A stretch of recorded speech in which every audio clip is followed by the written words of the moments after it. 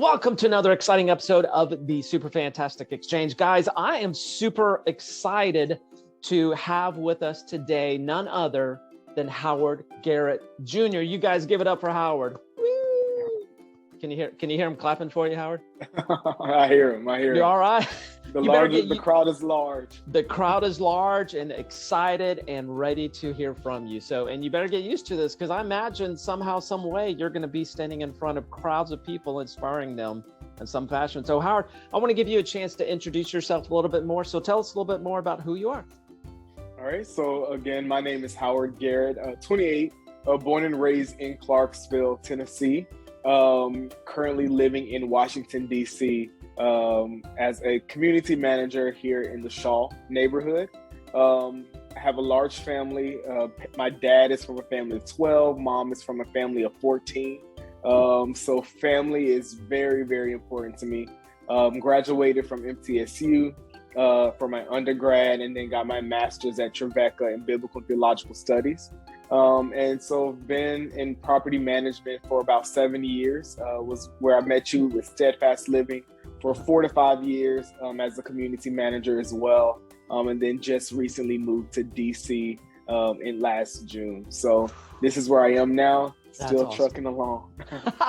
I love it. And Howard, you and I had a chance to kind of chat briefly before we started this episode, but you mentioned to me that you kind of have political aspirations in the future. So kind of briefly touch on that. I want to share your vision for the future, because you already have that established. Yeah. So politics is my life. I don't consider myself a politician. I call myself a statesman because I am in the world of making people's lives better. Politics can get very nasty, but at the end of the day, we have to realize that we're dealing with people's livelihood. And I truly believe that as a community, it's our responsibility to ensure that our neighbors are having every opportunity, an equitable opportunity, to live the life of justice, to live the life of equity, equality, and just live that true American dream. And once we all come together with our differences, that's what makes a community. And it's because of those differences we're able to ensure that people all have the same opportunity and reach where they're trying to go. Oh my gosh, Howard, I'm inspired already, guys. I'm telling you, you guys write this name down, Howard Garrett. You're going to see him in the future. I really believe he's got some really good political aspirations as a statesman, more than just a politician.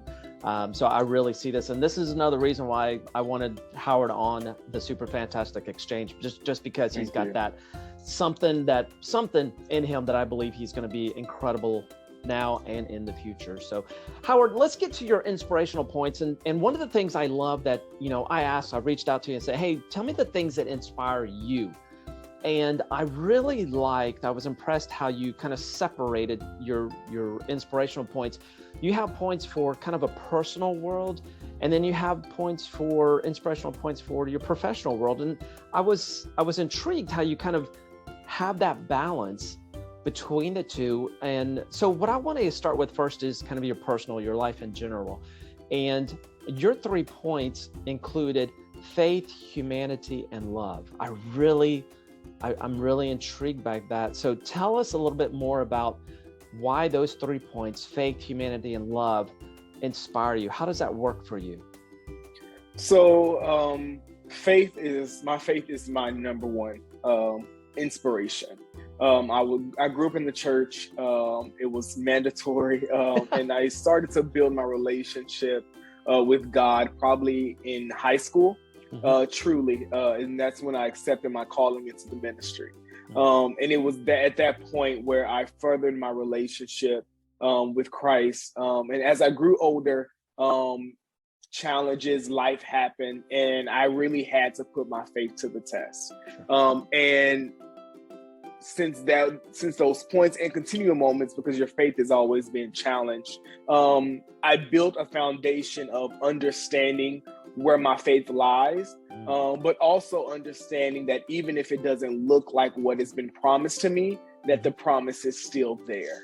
And so that's how I live my life, because if it had not been for my faith, if it had not been for me speaking things into existence, and keeping my foundation where it is, then I wouldn't be here where I am today. Like, all of my accomplishments, all of where I'm going is in results of my faith. Wow. So that's the first inspiration. The second one, I put humanity. I love people. I love seeing people thrive. I love seeing people in their element. And it's because of people and their differences and their strengths and their weaknesses that I'm able to motivate and encourage myself to keep going. There's someone always has it worse than what you're currently going through. Yeah. And so I truly believe, even though moments come where we don't understand, it's because of the people around us that we're able to push forward, because we're not living this life alone. Yeah. We're all in this together, which leads to love. We all have differences. We all are from different parts of the world, different ethnicities. And it's because of love that we're able to find that common ground. And if we are able to lead with love, everything else will take a back seat, and we're able to move forward and help each other out and build the sense of community that we're supposed to be living in. Wow. And so that's my inspiration for it. And that's my basis of my foundation of who I am as a person. Yeah. And I love how you mentioned that word foundation. So everything else that you do is built on this foundation where, your faith is something that, you believe that the promise is there for you, and you're taking action to realize that promise that God has for you.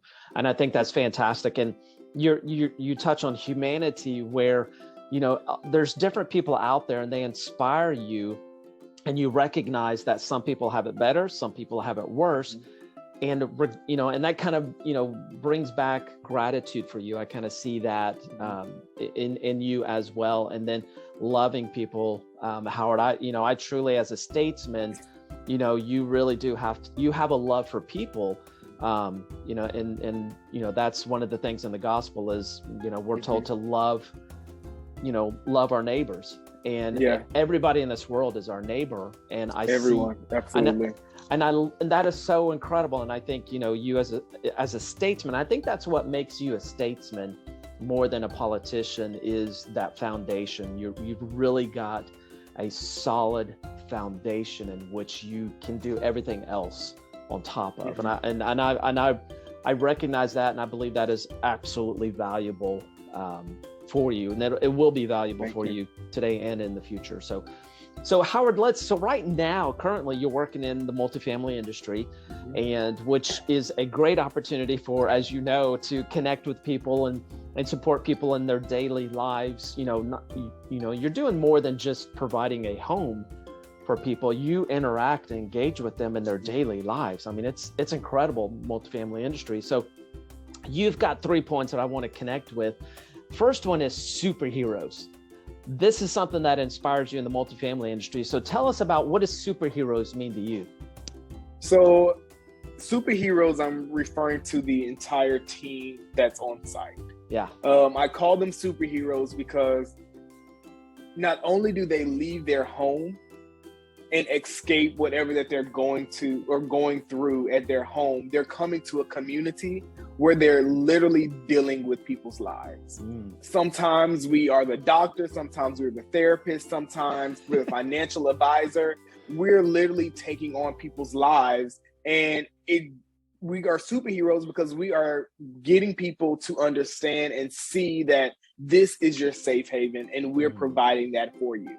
We're not just, I don't believe in selling apartments or trying to get a new lease. I believe in providing a culture and a safe haven where people are able to feel confident in where they live, but most importantly, feel safe. And it's because of the superheroes on site that we're able to provide that service to people, and be the heroes that we are to ensure that we're living the value of where people are wanting to be when they leave the outside world. Yeah, that is fantastic, Howard. I love how you call, the team members, the employees, the associates, whatever kind of name you want to give them. You do more than just an associate, more than just a team member, no, more than just an employee. You refer to them as superheroes. Mm-hmm. And I think that is something that, when you speak something into existence, that's how you build it. That's how you believe it. That's how you have faith.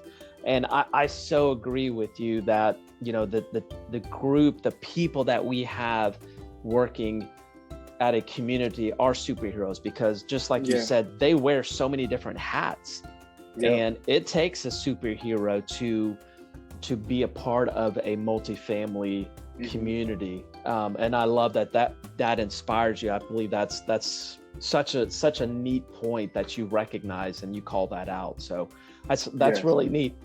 So Howard, I also want to ask you another thing that you briefly mentioned in the first part with superheroes. Is the next thing that inspires you is community culture. That's an interesting point. So tell me, what does that mean and how does that inspire you? So culture is very important to me, whether I'm looking for a job or looking for the next church I want to join or what business I want to support. And so when it comes to the community culture, for instance, on site here, it's very family oriented. Mm-hmm. I don't believe in we're going to get your lease and we never talk to you again. I want you to feel welcome, and I want your guests to feel welcome. And I want you to have a sense of pride where you live. There is nothing more than having pride in the home that you're paying for, most importantly, but where you're building a family. And so at the end of the day, I'm not the community manager. I'm your brother. I'm your family member. And I'm here to ensure that we're all in this together. Whether, we're having community events. We have a community event here once a month. And it caters to the needs of our residents, especially in the time of the pandemic where people are working from home, people are stressed out about work, people are stressed out about how to pay bills. And I believe that it's my responsibility as a community manager to give that opportunity to get a break of stressing out. This is the day that I'm going to serve you. We're going to take a break. We're going to have cocktails. We're going to have brunch. We're going to go next door to a restaurant and support. We're going to do something that is going to take your mind off the stress. But remember that this home is where you're supposed to relax and have loving and build memories with your family. So that's important for me when I say community culture. And it encourages me because, again, we're being superheroes to ensure that we're able to do so. That is so cool. I love, Howard, a lot of times, you're working in a job, whatever job that may be, in our world as multifamily industry, it's so easy to be transactional where, hey, sign the lease, pay your rent, don't bother me. If you have a service request, call me, but don't bother me, we'll fix it. Very transactional. However, you've taken it that next level where you've created a transformational approach to your community. And I love that you call it a community and the culture. And you build, and I love what you said, you build memories with the experiences that you create at your community. So you have really taken what could be a very transactional job and turn it into a very transformational experience for not only for your residents, but for the superheroes that work at that community as well. And I love your mindset. I love how your perspective is to do this. It's more than just a job. It's an experience, a transformational experience. And Howard, that's, and I see where that comes from based on your foundation that you shared with us earlier. It all connects so well. And now the last thing that you shared, Howard, that, the inspiration is diversification. And so I'm intrigued with this one. So I want you to share with us a little bit more about how diversification inspires you. Diversification inspires me because diversity, I believe, is the key to success, is the key to any foundation. And the reason why I say that is because we're not going to know it all. There's somebody who's their strength could be my weakness. My weakness could be their strength. They can have a different insight on something that I don't know. And our backgrounds could be completely different, but are a piece to the puzzle. Ooh. And there is no reason, or it doesn't build community if we're all the same. It's boring. If we all have the same mindset, we all look the same, we all dress the same, we all think the same, we're not growing as human beings. And it is because of diversification that we're able to grow internally and externally. Yeah. And when it's on site, you know, we all have to work together. You got the maintenance team, you got the leasing team, you got the manager, you got the assistant manager, you got the community members. When all of us are together in one setting, we are able to learn from each other. We're able to understand. But most importantly, we're able to continue to build that foundation to help us be that community. Yeah. Because it's because of our differences and our different backgrounds that we're able to thrive and be who we are as humans. Yeah. So that's why diversification is so important to me, is because we all have something to learn, and we all should continue learning as we travel through this thing called life. Oh my gosh. So, Howard, that is brilliant. I love that, you know, you gave an analogy of we're all that piece of the puzzle, and you can't make a complete puzzle unless you have all the pieces.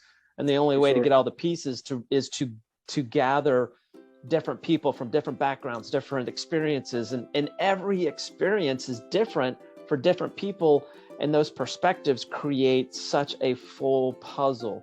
And I love how you recognize that and how you value that as an inspiration for the things that you do. And I recognize and I see that, and I imagine everybody that's around you feels that. And that's one of the reasons why you've always been on my mind, and I wanted to connect with you, is because even though we may have only had limited interaction with each other, those moments that we did interact with each other were very powerful, even if they were momentary. Howard, I think that is your gift.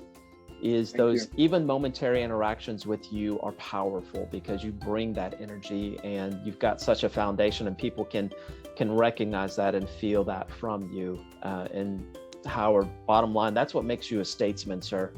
And I'm wholeheartedly believing that we are going to be seeing you on some platform somewhere, some stage somewhere, working to make life better for people. So Howard, we're getting close to the end of our time. It's been such a wonderful conversation. I've learned some great things from you as well. And I want to give you an opportunity to share a closing thought with us. The closing thought that's been ringing in my mind is, we're going through difficult times right now. It's, we're trying to find the new normal. Everyone is going through their own thing. And so most importantly is, we're all in this together. Even though we're all dealing with our own stuff, when you lead with love, and keep your head held up high and encourage each other, your neighbor, we're all going to reach that finish line. And what way to see everyone make it across the finish line and your mindset, and you can say together, I'm here because you helped me. I'm here because you gave me the lending hand. Despite our differences, despite our disagreements, we love each other, and we're all trying to reach that point of success. But most importantly, reach that point of where we're just trying to thrive as human beings. Yeah. And so, when you lead with that mindset, lead with love, all else, like I said earlier, will just have the back seat, and we'll be able to realize that we're all human. We all make mistakes. We don't have it together, but because you love me in spite of, it's going to be all right. Howard, man, you can drop the mic right here, right now. Lead with love, guys. I love that.